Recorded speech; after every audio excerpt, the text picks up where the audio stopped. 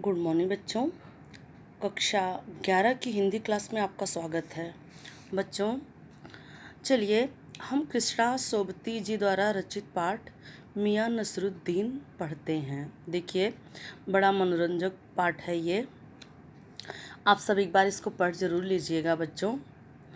अगर आप पढ़ लेंगे तो आपको ये अच्छे से समझ में आएगा और ज़्यादा समझ में आएगा। तो बच्चों ये पाठ जो है मियाँ नसरुद्दीन एक शब्द चित्र है जो लेखिका कृष्णा सोबती के हस हसमत नामक संग्रह से लिया गया है। इसमें खानदानी नानबाई मियाँ नसरुद्दीन के व्यक्तित्व, रुचियों और स्वभाव का लेखिका ने बड़ा ही मनोरंजक शब्द चित्र खींचा है। मियाँ नसरुद्दीन अपने मसीहाई अंदाज से रोटी पकाने की कला और उसमें अपनी खानदानी महारत बताते हैं, जो अपने पेशे को कला का दर्जा देते हैं और करके सीखने को ही असली हुनर मानते हैं। देखिए कहानी कहाँ से शुरू होती है। जब लेखिका जामा मस्जिद के निकट बसे हुए पुराने गढ़ैया मोहल्ले से गुजर रही थीं, एक दिन लेखिका गढ़ैया मोहल्ले के सामने से जा रही थीं तो एक मामूली सी दुकान पर आटे का ढेर सनते देखा। लेखिका के मन में जिज्ञासा हुई कि वहाँ क्या हो रहा है। पता करने पर पता चला कि यह मियाँ नसरुद्दीन की दुकान है। यह 56 प्रकार की रोटियां बनाने के लिए मशहूर है। मतलब इस दुकान पर 56 किस्म की रोटियां मिलती हैं। लेखिका से रहा नहीं गया और वह पहुंच जाती हैं दुकान पर। पहले तो मियाँ उन्हें ग्राहक समझते हैं, नज़र उठाते हैं, लेकिन लेखिका संकोच से कहती हैं कि मुझे आपसे कुछ पूछना था। अब लेखिका के प्रश्न पूछने पर, जब ये कहने पर कि मुझे आपसे कुछ कहना था, तो वो कहते हैं कहीं आप अखबार वाले तो नहीं हो, और अखबारों पर व्यंग करते हैं। व्यंग्यात्मक अंदाज में वे बोलते हैं कि अखबार पढ़ने वाले और लिखने वाले दोनों निठल्ले होते हैं, क्योंकि उनके कहने का मतलब ये था कि कामकाजी आदमी के पास इतना टाइम कहाँ कि बैठकर अखबार में सिर खपाए। तो लेखिका सुनती हैं, लेकिन लेखिका से फिर भी नहीं रहा जाता और वो प्रश्न करती हैं। लेखिका ने प्रश्न किया कि इतनी तरह की रोटियां बनाना कहाँ से सीखा। तो मियाँ नसरुद्दीन ने बड़े गर्व से कहा कि यह उनका खानदानी पेशा है। उनके वालिद मतलब पिता बरकत अली, दादा मियाँ कल्लन बादशाह के यहाँ नानबाई थे। मतलब वहाँ पर वो रोटियां बनाने का काम करते थे बादशाह के यहाँ। और अपने खानदान का बड़े गर्व से बखान करते हुए उन्होंने बताया कि यह काम उन्होंने अपने पिता से सीखा है और बड़ी मेहनत से सीखा है। ऐसे नहीं कि पिता की विरासत थी और मुझे यूं ही मिल गई। इसके लिए मैंने बड़ी मेहनत करी है। बचपन से ही मैंने इस हुनर को सीखना शुरू कर दिया था और तब जाके महारत मिली है। वे कहते हैं कि उसी तरह से जैसे बच्चा अलिफ से शुरू करता है और अंत तक पहुंचता है। अलिफ का मतलब ए, अल्फ़ाबेट का ए।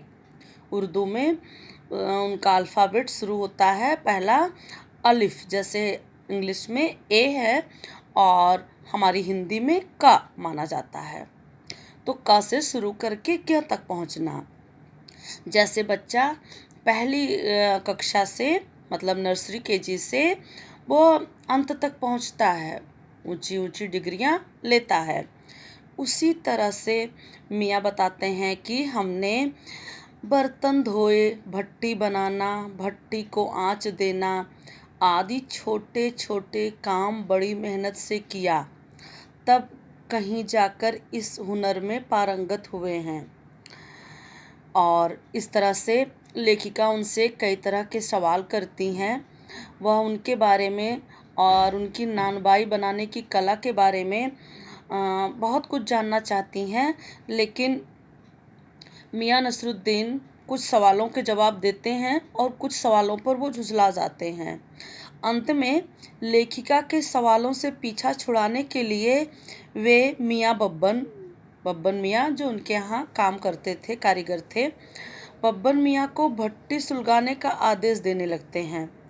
और फिर लेखिका ने उनसे रोटियों की किस्म जाननी चाहिए, तो उन्होंने कई रोटियों के नाम गिनवा दिए। फिर यादों में खो से गए और कहने लगे कि अब ज़माना बदल गया है, अब खाने पकाने का शौक़ पहले सा नहीं रहा, अब हर व्यक्ति जल्दी में है। तो ऐसा कहते हुए वह फिर कारीगर से और आने जाने वालों से बात करने लगते हैं। ऐसा करके वह लेखिका को इग्नोर करते हैं और अंत में जब लेखिका से वो नहीं बात करना चाहते, उसको इग्नोर करते हैं, तो लेखिका को वहाँ से वापस आना ही पड़ता है। तो बेटा, मैंने इस कहानी को बहुत संक्षेप में बताया है, क्योंकि इस कहानी को अच्छे से समझने के लिए मैं आपको इसका एक नाट्य रूपांतर वीडियो भेजूंगी, जिसकी समीक्षा डॉक्टर संध्या सिंह ने की है। उनका साथ दिया है डॉक्टर माधवी कुमार ने और उसको प्रस्तुत किया है अजीत खुरो ने। तो मैं इसका जो है संदेश क्या है वो आपको बता दूं। इस कहानी में क्या संदेश है? यह पाठ प्रेरित करता है कठिन परिश्रम के लिए और अपने कार्य के प्रति समर्पित होने के लिए। यह पाठ बताता है कि सफलता का कोई शॉर्टकट नहीं होता, सफलता का कोई शॉर्टकट नहीं होता, उसके लिए कड़ी मेहनत करनी पड़ती है, तब जाके व्यक्ति सफल होता है। लेखक कहना चाहता है इस पाठ के माध्यम से कि सोने की तरह निखरने के लिए मेहनत की भट्टी में तपना ही पड़ता है। और इस पाठ को और स्पष्ट करने के लिए मैं हरिवंश राय बच्चन की उस कविता को आपको बताना चाहूँगी। उसकी कुछ पंक्तियाँ। कौन सी कविता? कि लहरों से डरकर नौका पार नहीं होती और कोशिश करने वालों की कभी हार नहीं होती। इस कविता के अंत में बच्चन जी कहते हैं कि असफलता एक चुनौती है, इसे स्वीकार करो। असफलता एक चुनौती है, इसे स्वीकार करो। क्या कमी रह गई देखो और सुधार करो। कुछ किए बिना ही जय जयकार नहीं होती। कोशिश करने वालों की कभी हार नहीं होती। तो बच्चों, मेरी इस वीडियो में बस इतना ही। बाकी आप जो मैं प्रस्तुति भेजूंगी उससे आपको यह पाठ एकदम क्लियर हो जाएगा। तो बच्चों, आज रक्षाबंधन है। मैं आप सबको रक्षाबंधन की हार्दिक शुभकामनाएं देती हूँ।